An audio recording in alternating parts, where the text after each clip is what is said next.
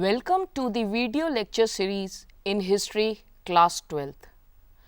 Today, we will discuss about 4th chapter which deals with thinkers, beliefs and buildings during 600 BCE to 600 CE. Before this, in 3rd chapter, which is kinship, caste and class, we dealt with the political, economic, social and also about the status of women during 600 BCE to 600 CE. In this chapter, we will deal with 4 subtopics. Those are important historical monuments, Sanchi and Amravati Stoop, new questions, sacrifices and debates, Jainism and Buddhism, and understanding new religious traditions through sculptures and paintings. So, today we will discuss about important historical monuments, Sanchi and Amravati Stoop. This topic, that is important historical monuments, Sanchi and Amravati Stoop, it gives insight into number 1, what, why and how were stupas built. Secondly, why did Sanchi Stoop survive while Amravati did not? About role of Begums of Bhopal in preserving the stupa at Sanchi and understanding Sanchi sculpture through Buddhist literature, and also about importance of Sanchi Stoop. But before dealing with Amravati and Sanchi Stoop, let us see what monuments are. Monuments are one of the important sources that historians use to reconstruct history. The stoop is one such, which is very important Buddhist historical source, which reflects Buddhist ideas and practices. Now, question arises, what is a stupa? Stupas are holy Buddhist semicircular mounds where Buddha's bodily remains or objects used by him are buried. According to a Buddhist text is Ashok Avdan. King Ashok Maurya, who is the great patron of Buddhism, he distributed Buddhist relics to important towns to build stupas over them. The important sites where stupas are located, as we can see in the map, the important places are Bharhut, Sanchi, Sarnath and Amravati, where stupas are located. Now, the question arises, why were these stupas built? What was the necessity of building these stupas?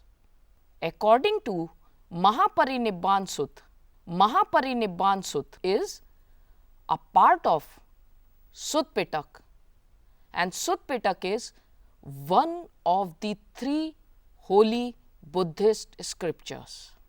So, according to Mahaparinibban Sut, when Buddha was about to attain Mahaparinibban, Mahaparinibban means when he was on the deathbed, his main disciple Ananda asked him about what to do with the remains of the Buddha. Then Buddha told him to erect stupa at the 4 crossroads, and whosoever shall there place garland or perfume or make a salutation or become peaceful there, the place will bring to them joy and peace for a long time. So, now the question arises, how were these stupas built then? To build them, donations were made by kings as the Satvahana kings. Donations were made by businessmen, guilds, and by men and women, and even by Buddhist monks and nuns to build stupas. The names of the donors are mentioned on the inscriptions found on the railings and pillars of stupas.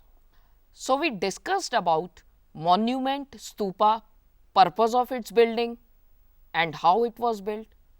Now, the question arises, what is the structure of the stupa?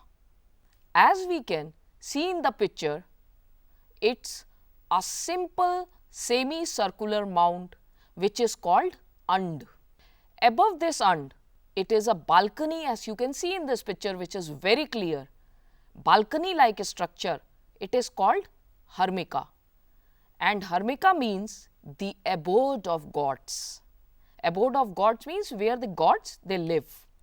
Above Harmika is a mast called the Yashti, and above Yashti is a Chhatri, Chhatri umbrella, and around the mound is a railing separating the sacred place from the world. The worshippers, they entered through the eastern gateways and walked around the mound, imitating the sun's course through the sky. Why did Sanchi Stoop survive while Amravati did not? Though Amravati Stoop was discovered before Sanchi Stupa, Amravati Stoop, it was discovered in 1796 when a local Raja who wanted to build a temple, he saw the ruins of Amravati Stoop and he decided to use these stones. In 1854, Walter Elliot, English Commissioner of Guntur district, he visited Amravati and he took away with him several sculpture panels to Madras. By the 1850s, some of these slabs from Amravati had begun to be taken to different places. These sculptures, they adorned the gardens of British administrators. At present, the stupa at Amravati is just an insignificant little mound. Whereas, in case of Sanchi Stoop, which was discovered after Amravati in 1818 and situated 20 miles northeast of Bhopal at a village named Sanchi Kankheda. Out of Sanchi's 4 gateways, 3 were still standing. 4th had fallen down, but was lying on the spot, and the mound was in good condition. Major Alexander Cunningham, he examined these ruins carefully and he deciphered the inscriptions. 19th century Europeans were interested in taking away slabs of Sanchi Stoop also to their country, just as in the case of Amravati Stoop. But Sanchi Stoop was saved. The role of Begums of Bhopal in preserving the stoop at Sanchi was significant and marvelous. The rulers of Bhopal, Shahjahan Begum and her successors, Sultan Jahan Begum, they took various steps to preserve this important historical monument at Sanchi. What were those steps taken by Shahjahan Begum and Sultan Jahan Begum? They were as follows.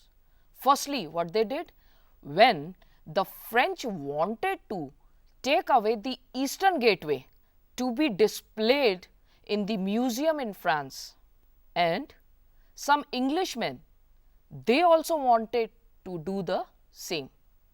At that time, Shahjahan Begum satisfied them by giving them carefully prepared plaster cast copies and the original remained at the site.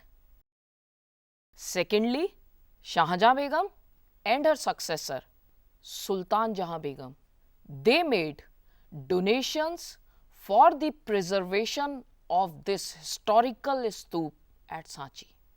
Thirdly, these Begums of Bhopal, they also funded the publication of the volumes written on Sanchi by John Marshall. Fourthly, without money nothing can be done. So these Begums, they spent money on building a museum and guest house near the site where John Marshall lived and wrote volumes on Sanchi. Last but not the least, the Sanchi Stoop escaped from the eyes of railway contractors and builders. So, Sanchi Stoop survived while Amravati did not. Now, how to understand this Sanchi sculpture through Buddhist literature? There are various stories from Buddhist literature which are depicted in the sculpture at Sanchi. And to understand it, art historians had to take the help from Buddhist literature. According to Buddhist literature, Buddha attained Nibbana.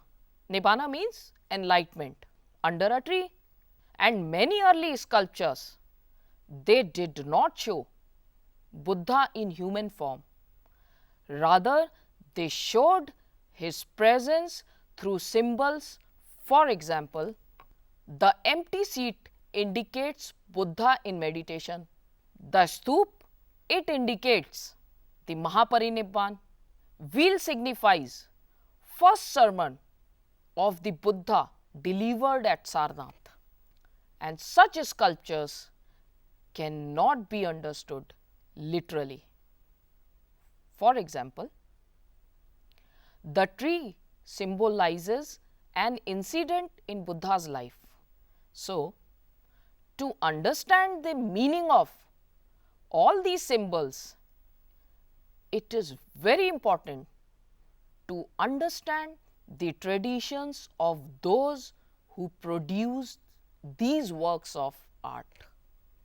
Like in folk traditions, some sculptures at Sanchi were not directly related to Buddhist ideas. For example, there is a sculpture of beautiful woman swinging from the edge of the gateway holding on to a tree.